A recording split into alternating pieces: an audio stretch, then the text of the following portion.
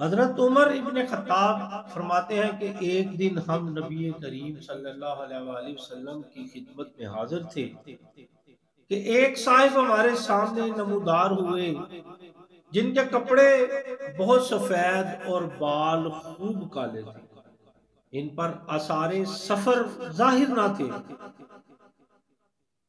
हम में से कोई इन्हें पहचानता भी ना था, यहाँ तक कि हजूर के पास बैठे और अपने घुटने हजूर के घुटनों से मस कर दिए और अपने हाथ अपने जानों पर रखे और अर्ज किया, ए मोहम्मद सल्लल्लाहु अलैहि वसल्लम, मुझे इस्लाम के मुताल्लिक बताएं।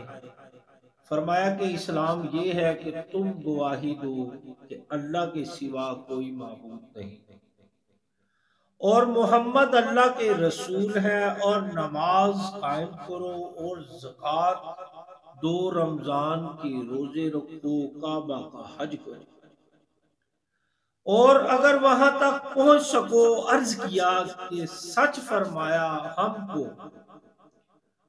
हजरत उमर फरमाते कि हमको इन पर ताज्जुब हुआ कि हजूर से पूछते भी हैं और तस्दीक भी करते हैं। अर्ज किया कि मुझे ईमान के मुतल्लक बताएं।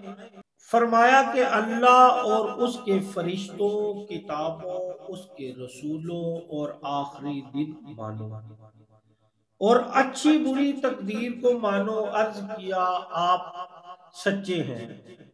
अर्ज किया, मुझे एहसान के मुतल्लक बताएं। फरमाया, अल्लाह की इबादत करो कि गोया इसे देख रहे हो, और ये ना हो सके तो ख्याल करो कि वो तुम्हें देख रहा है।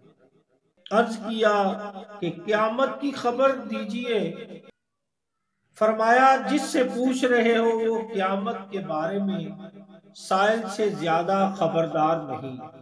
अर्ज किया कि क़यामत की कुछ निशानियां ही बता दें।